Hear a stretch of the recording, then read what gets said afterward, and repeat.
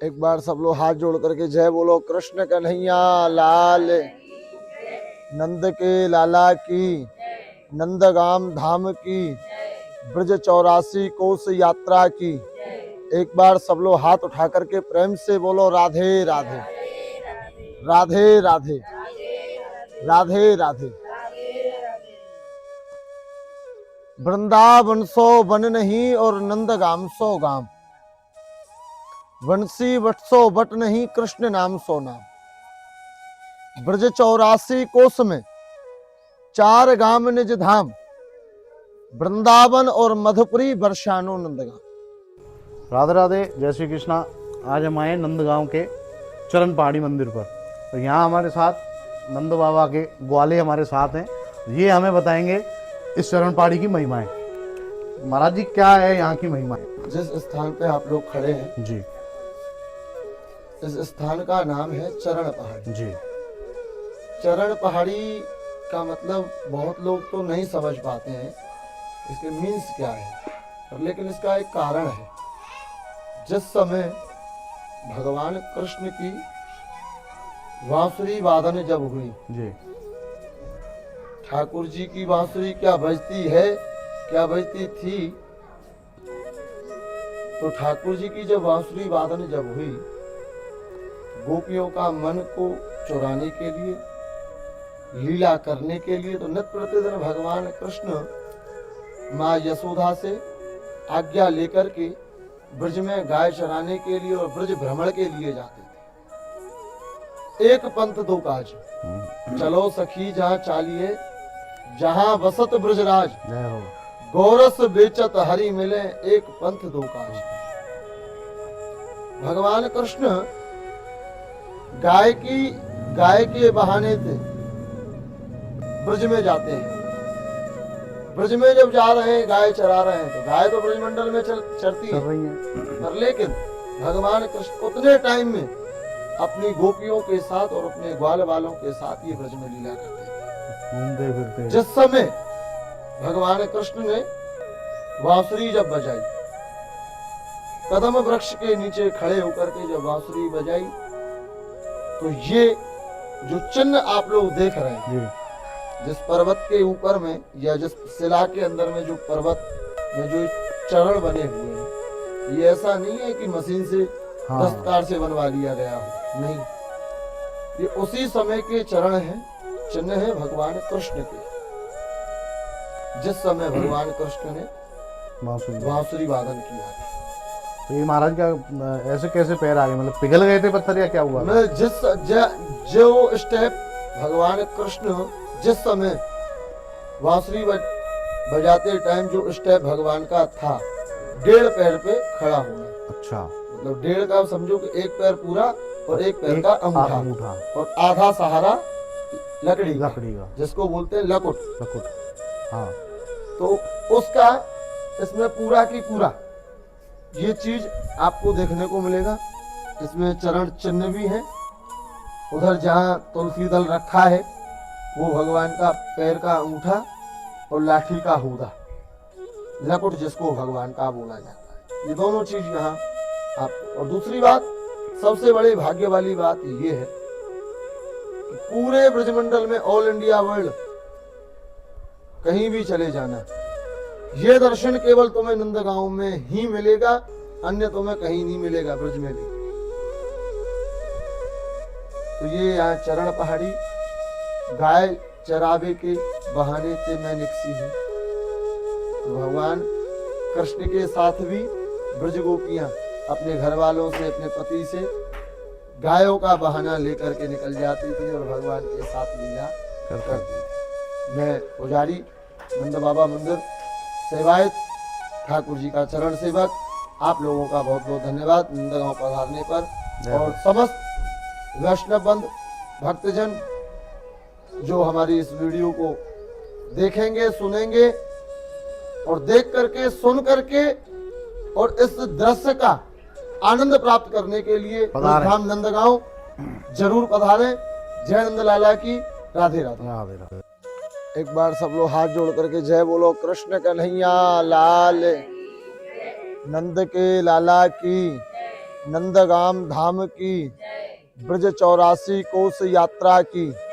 एक बार सब लोग हाथ उठा करके प्रेम से बोलो राधे राधे, राधे राधे, राधे राधे।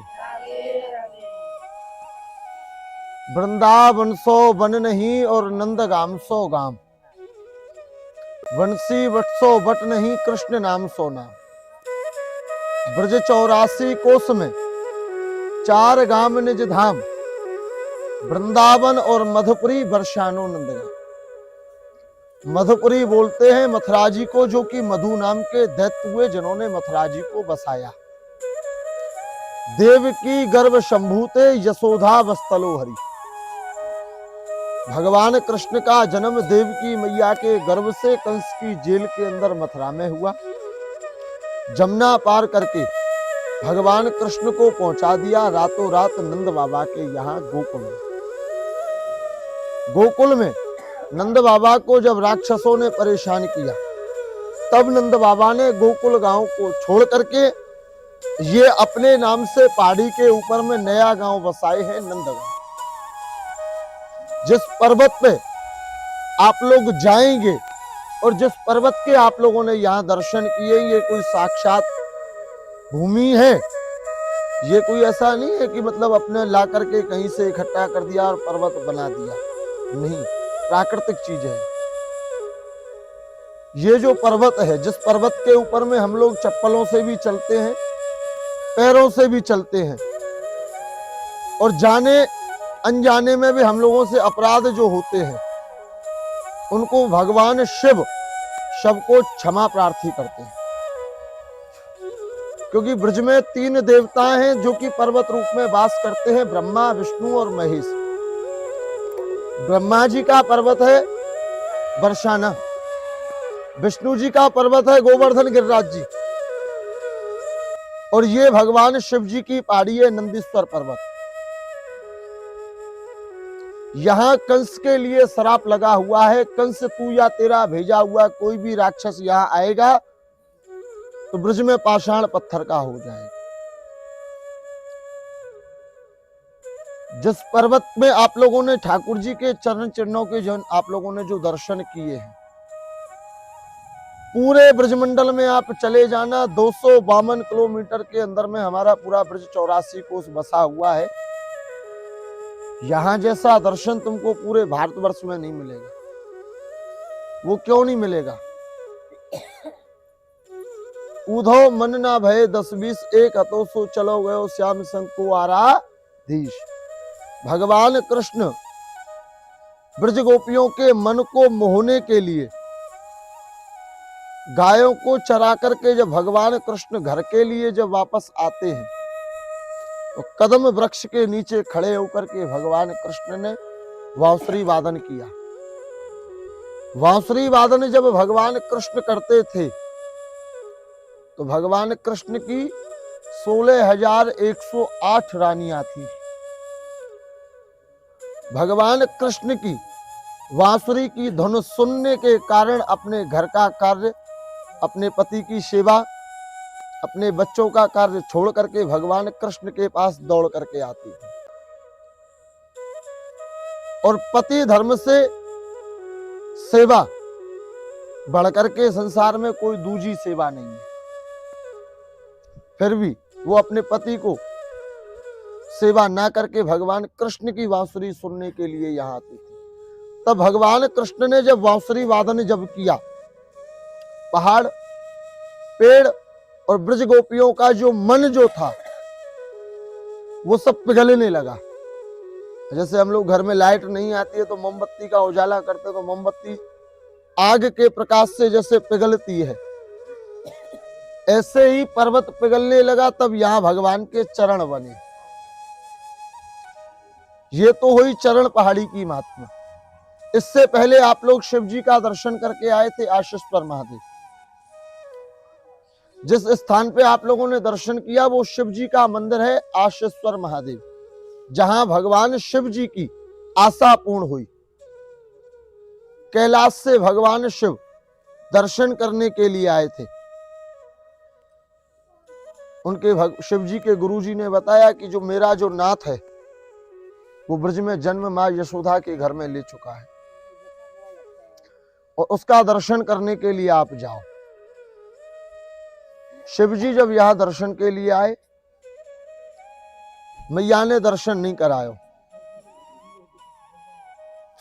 कि बाबा तेरे ऊपर में सर्प है, बिच्छू है, कातिर है, मेरो छोटो सो कन्हैया है, तुम्हारे रूप को देख करके डर जाए। तो शंकर भगवान नंद भवन से 2 किलोमीटर दूर जाकर के योग आशा लगा करके बैठ गए।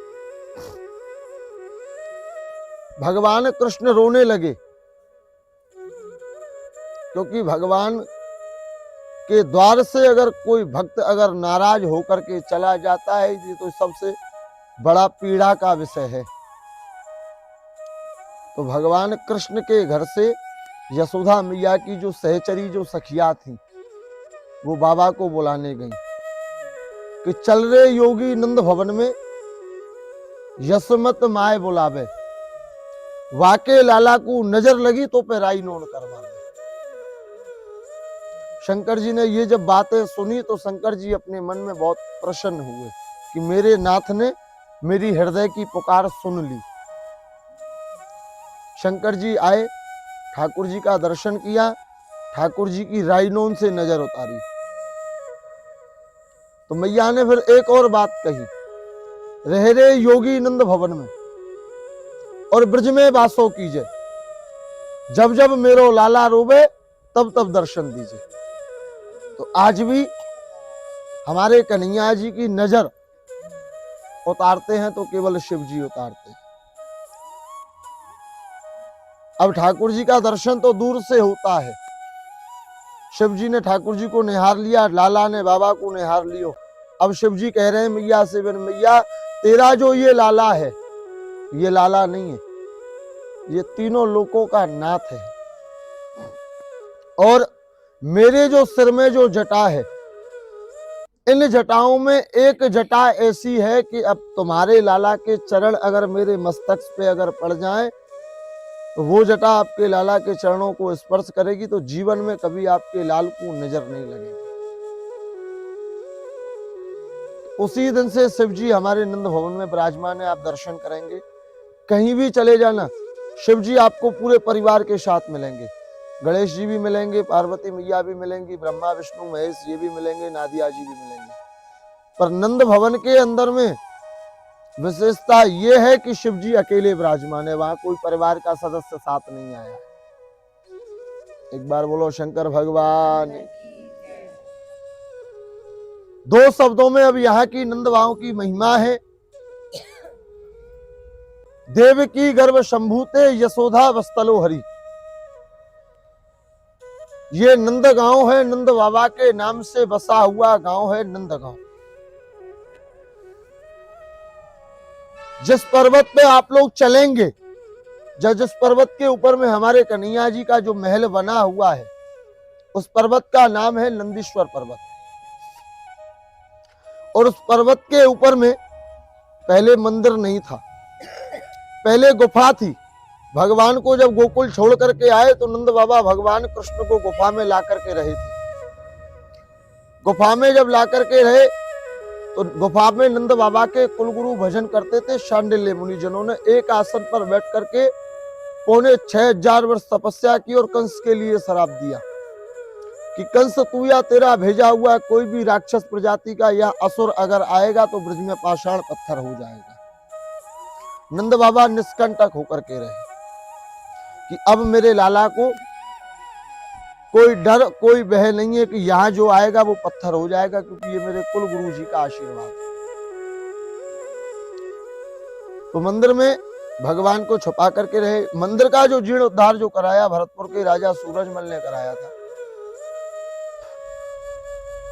देव की गर्भ शंभूते यशोदा वस्तलो हरि। भगवान कृष्ण ने जन्म देवकी मैया के गर्भ से कंस की जेल के अंदर में जन्म लिया। फर्क इतना है कि किसी ने रात्रि को 12 बजे जन्म लिया है तो किसी ने दिन के 12 बजे लिया है, पर लेकिन जितने भी देवों के नाथ हैं वो सब 12 बजे ही जन्मे हैं। सब लोग हाथ जोड़ो और नंदगांव का तीर्थ पूर्ण करेंगे। जैसा मैं बोलूं 2 शब्द अपने मुख से बोलना, किसी का नंदगांव का तीर्थ छूटना नहीं चाहिए। सब लोग प्रेम से बोलो, अष्टपदे हमारे नंदगाम धाम के, नंद बाबा के, यशोदा मैया के, कृष्ण बलराम के, राधा रानी के, गुरु महाराज के, माता पिता के दर्शन हे नंद बाबा पूर्ण करना, राजी खुशी घर पहुंचाना, फिर बुलाना, फिर बुलाना, फिर बुलाना।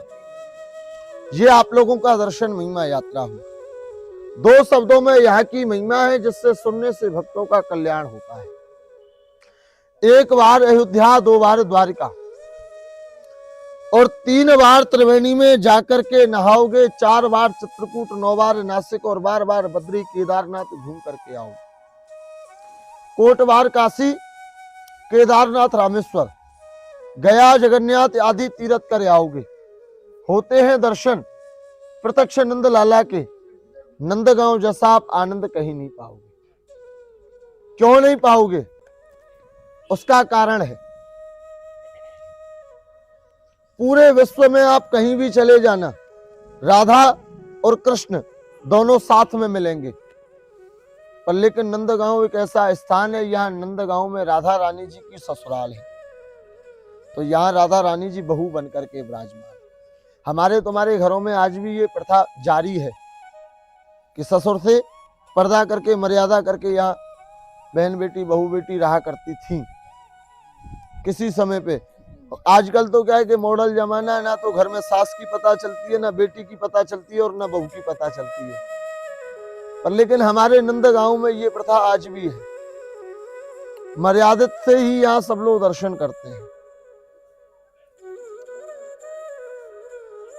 देव की गर्भ शंभूते यशोदा वस्तलोहरी, भगवान जन्म मथुरा में लिए, गोकुल पलना झूले। 2 साल 3 दिन भगवान कृष्ण गोकुल में रहे, तो 2 साल और 3 दिन जब तक नंद बाबा अपने कन्हैया जी को लेकर के गोकुल में रहे, तो उन राक्षसों ने जन्म उत्सव नंद बाबा को नहीं मनाने दिया। नंद बाबा ने अपने कन्हैया जी का जन्म महोत्सव नंदगांव में आकर के नंदलाल जी का नंद उत्सव मनाया। नंद घर आनंद भयो, जय कन्हैया हाथी घोड़ा पाल की। एक बार सब लोग बोलो, जय कन्हैया, जय कन्हैया, जय कन्हैया। रुपया पैसा नंद बाबा के पास नहीं था। नंद बाबा के पास सबसे बड़ा अनमोल धन क्या था? भूतो ना भविष्यति, ना है, ना था और ना होगा।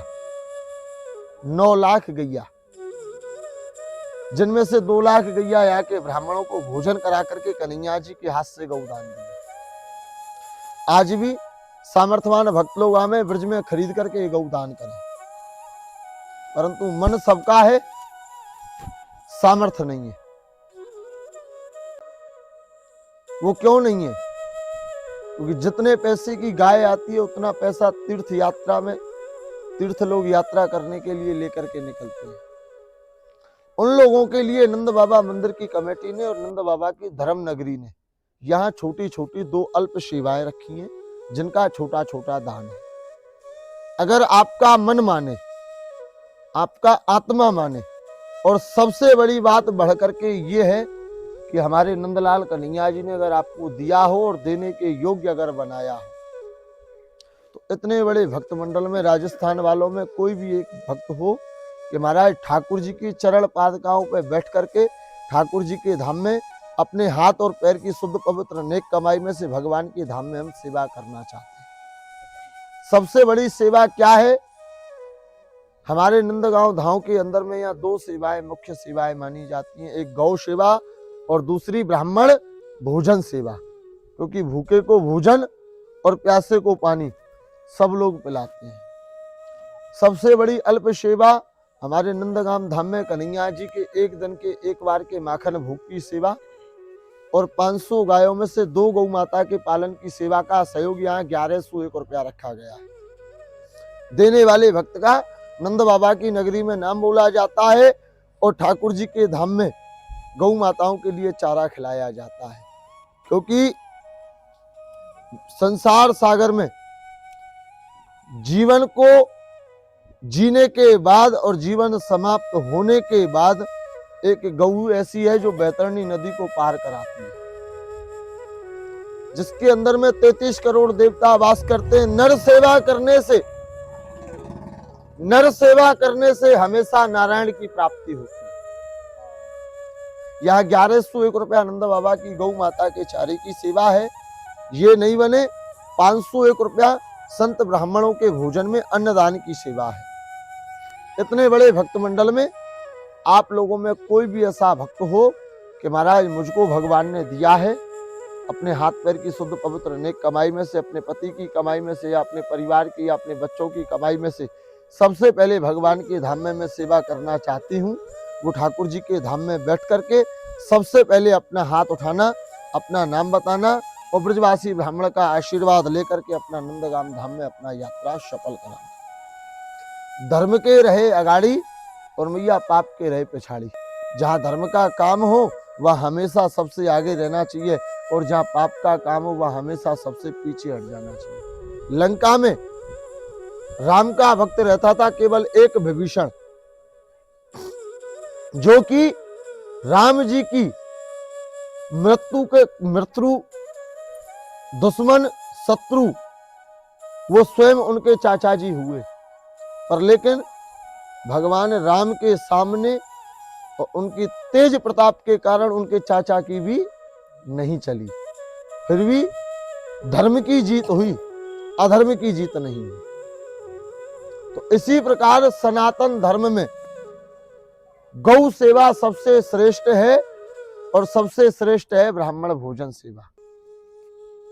अन्न का दाता सदा सुखी और वस्त्र का दाता कमलापति।